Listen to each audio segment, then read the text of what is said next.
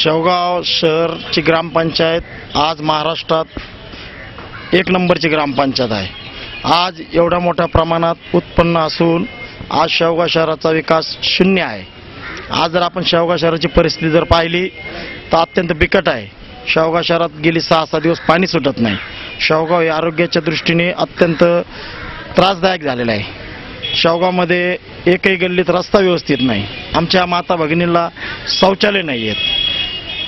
आज शेवगाव शहरामध्ये 1000 पोल आहेत, पण त्याच्यामध्ये 500 पोल हे बंद आहेत। त्यामुळे इथं सुद्धा अंधारामुळे अनेक वेळा चोऱ्या माऱ्या या ठिकाणी झालेल्या आहेत। शेवगाव शहरात एवढं मोठं उत्पन्न असताना सुद्धा आम्ही जनतेला सुविधा देऊ शकत नाही। दैनंदिन सुविधा ज्या आहेत, आज ग्रामपंचायतमध्ये पाहायला गेलं तर 200 कर्मचारी आहेत, तरी सुद्धा त्या मानाने शेवगाव शहर जेवढा झपाट्याने विकास व्हायला पाहिजे तेवढं होत नाही। त्याचं कारण म्हणजे जे सत्ताधारी आहेत त्यांचं या ठिकाणी नियोजन नाही आहे। त्यांचं या दुर्लक्षामुळे आज शेवगाव शहराची बिकट परिस्थिती या ठिकाणी झालेल्या आहेत। आम्ही या ठिकाणी विरोधक नात्याने जेवढं प्रामाणिक जनतेसाठी प्रामाणिक आवाज उठवण्याचा प्रयत्न आम्ही या ठिकाणी सातत्याने करीत आहोत। शहरामध्ये आज टँकरने आम्हाला पाणी द्यावं लागतं। अनेक ठिकाणी पाणी जात नाही। अनेक ठिकाणी रेंगाळलेल्या पाईपलाईन आहेत। शेवगाव शहरामध्ये 2-2 महिने गटर काढले जात नाही।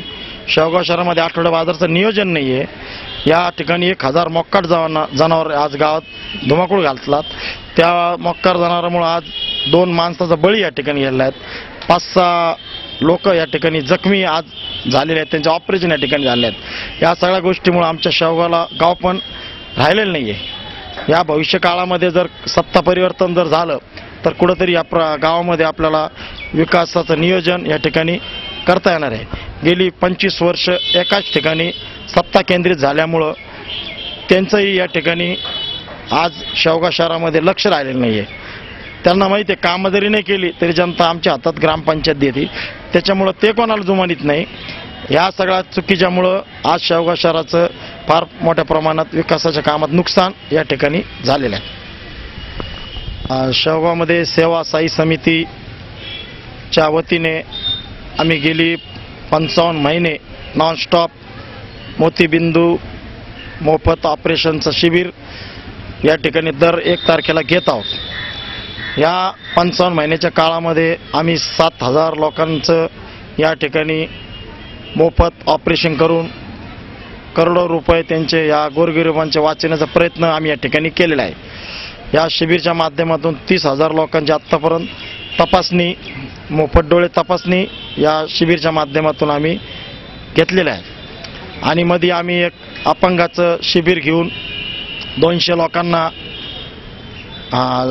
जोधपुरी फूट, हात, व्हीलचेअर, सायकल देण्याचा आम्ही या ठिकाणी प्रयत्न केला आहे। आणि पुढच्या काळामध्ये सुद्धा आम्ही श्रवणयंत्र 1000 श्रवणयंत्र आम्ही वाटण्याचा या ठिकाणी आमचा संकल्प आहे। कारण की आज समाजात जर पाहिलं तर छोट्या ऑपरेशनला सुद्धा 1000 रुपये लागतात।